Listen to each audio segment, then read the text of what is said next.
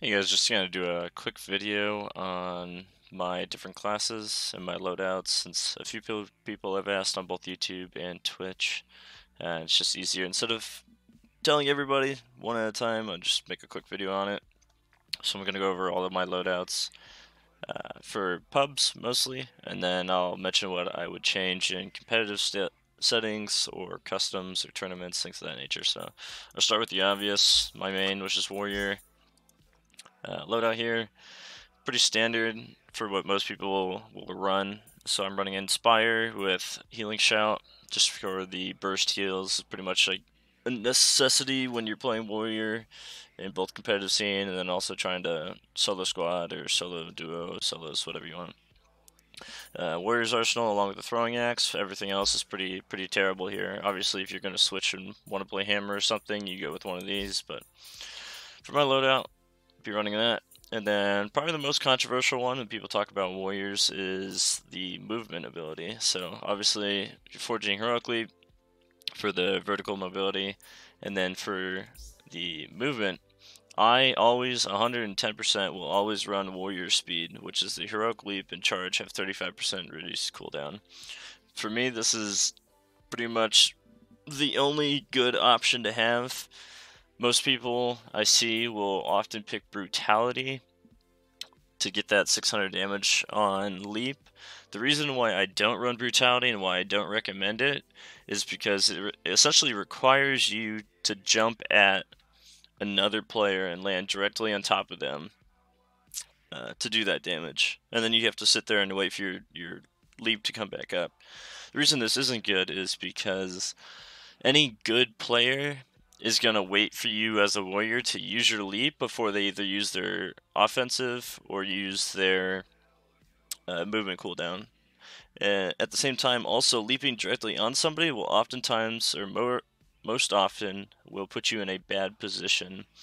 Generally, I play positioning when I'm fighting teams. It's the best way to win.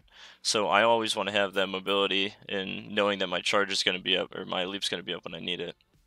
So if you're fighting a good player, like generally I know if I'm fighting a warrior, I'm going to be waiting for them to use their leap, so that way I can either soul guest it, I can leap myself to get away from that 600 damage, and then once you use your leap, if you're on brutality, you pretty much have no way of countering their movement ability or their offensive ability. So like an example would be if you were playing brutality and you leapt at an assassin who still had his offensive and his movement ability, he would just blink up in the air, avoid the 600, and then he would conk bomb you. And there's really nothing you can do unless you manage to score like a good grounding or soul gust while you're getting knocked.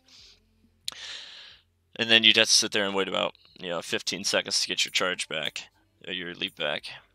The only time I would say brutality is good is very start of the game, like when you land on somebody and you're both looting. That 600 damage, especially if you're inside of a house, is obviously going to really help you get ahead, but that's very circumstantial. Most often, warrior speed is going to be your best option, so that's why I run it. I see a lot of warriors trying to run brutality, and I tell people it's not that great, but they're still going to run it. Alright, continuing on. Every class should run Vigor. Just having the extra 300, that's essentially like an extra shot or an extra axe that's going to keep you alive, so you should just run Vigor on all your classes. The only time I would change this is if you're running like a custom or something that involves like not healing, then maybe you switch to Restoration, but for a normal game, Vigor is always going to be the best. For pubs, I run Bucks just because I'm trying to forge as fast as I can to get my loadout and start running at teams. In competitive, most people will run Pennywise to get that extra shard for every time you're disenchanting, because you're generally not finding that many people. Or people will run Alchemy to get potions faster. So if you're one of the teams that likes landing, say, Northport, then you would get your loot, and then you just go straight to the forge, get your armor potions, so that way you could be ahead of the team that pushes you. But for me, I always run Pennywise. Solo squads, for me, I always run Incubation to revive 5 seconds faster, simply because in solo squads, I don't need any of these else, because Healthy Hatchling, Unbeakable, and Chicken Run, I'm going to have an 18-second chicken res, and by that time, when I'm running away from 4 people, I'm going to be dead. This extra 500, it's not going to help me when I'm fighting 4 people, so generally, I just need a chicken main and try to live. But most often, if I'm solo squatting and I get chicken, I'm probably dead anyways, but I generally find incubation to be the best for avoiding teams and getting up as soon as I can. Alright, so moving on to Hunter, since Warriors took the longest time here. So for me, I enjoy playing Arbalist. I hate playing Longbow Hunter. Most people who know me know I do not play Longbow Hunter. So for me, I always play the most aggressive loadouts that I can find. So in this case, for Hunter, that'd be an Arbalist.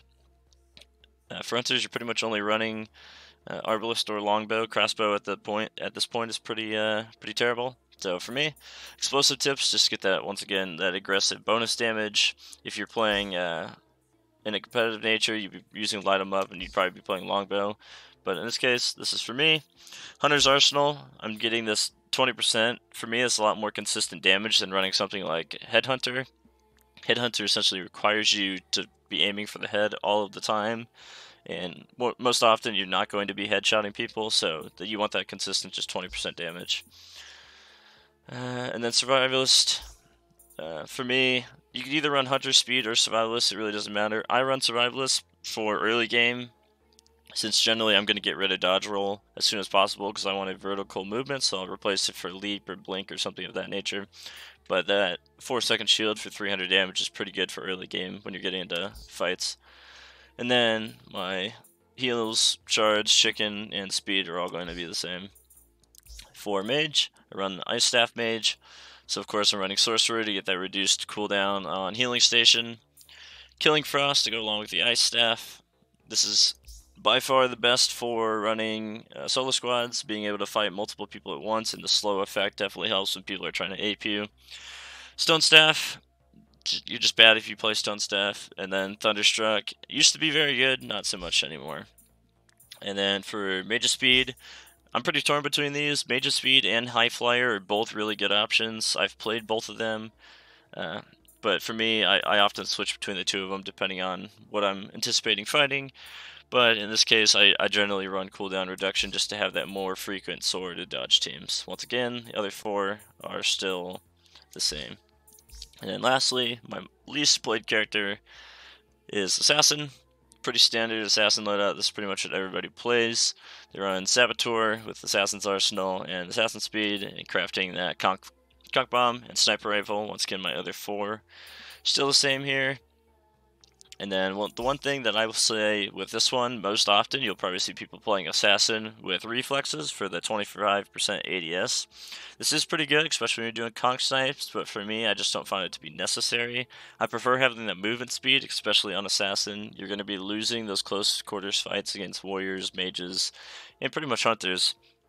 So I'm relying on that movement. ADS, not really necessary, since I already feel like the Sniper Rifle zooms in pretty quickly.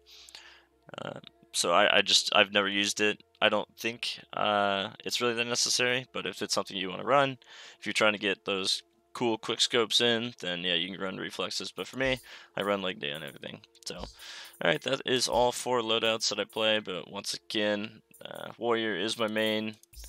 And if you follow me on Twitch, that's probably what you'll find me playing. So if you have any questions, feel free to ask in the comments. Thanks, guys.